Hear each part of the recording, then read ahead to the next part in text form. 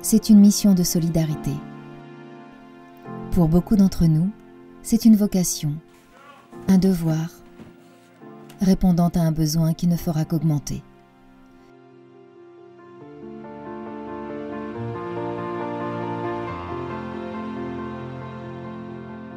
C'est aussi une expertise développée au fil des crises, aux quatre coins du monde, depuis des décennies.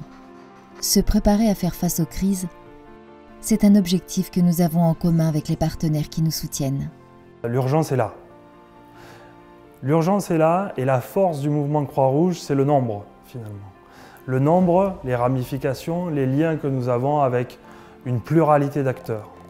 Et aujourd'hui, le 3 Océans, il a l'avantage de collaborer avec un très grand nombre de sociétés nationales et donc, a fortiori, un très grand nombre de volontaires et de personnes prêtes à sensibiliser, à se former, à intervenir en cas de catastrophe.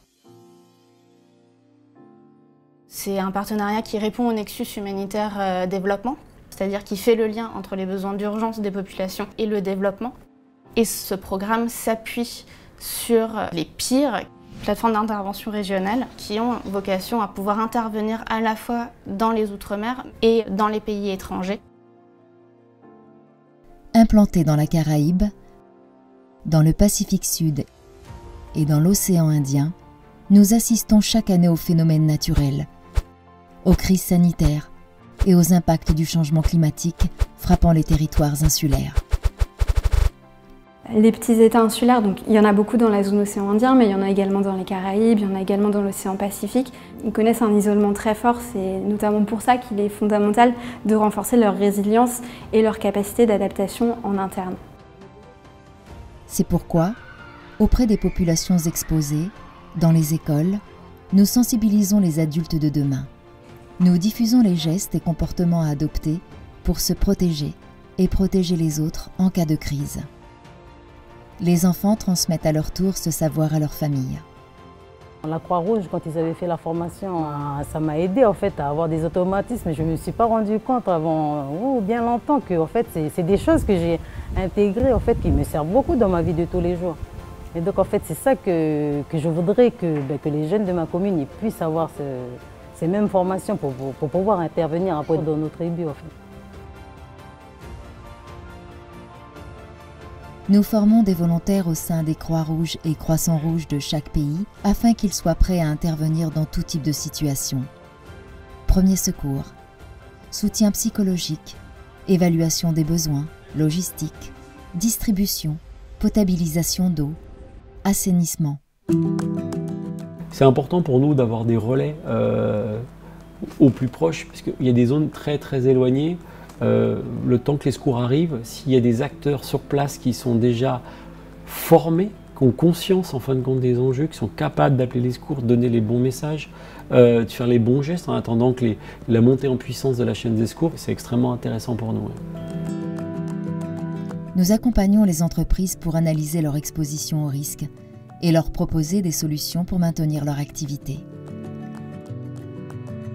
Entre acteurs de la gestion de crise, nous partageons nos expériences pour améliorer nos pratiques. Nous apprenons à nous connaître dans le cadre d'exercices pour répondre efficacement aux crises. Nous convenons de partenariats pour l'échange d'informations, la surveillance et l'alerte. L'impact. Donc là, ça c'est le vent. À l'intérieur de cette enveloppe, on a une probabilité de plus de 50% de rencontrer. Face aux enjeux, aux défis majeurs que représentent les risques naturels et le changement climatique dans la Caraïbe, aucun territoire ne peut répondre seul.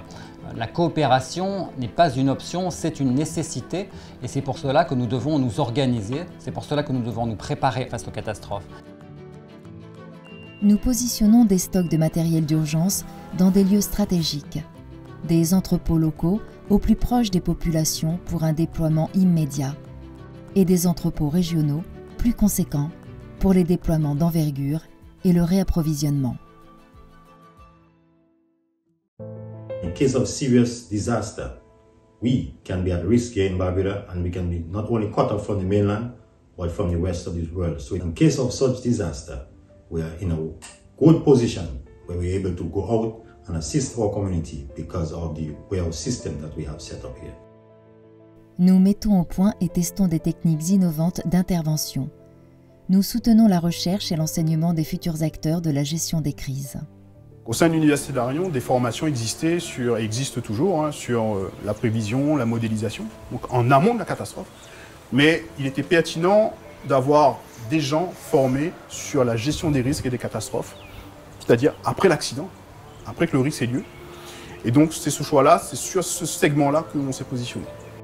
Aujourd'hui, on forme de futurs opérationnels de la gestion du risque et on voit arriver une catastrophe, on la gère et surtout derrière, on reconstruit avec eux ou on leur apprend à reconstruire.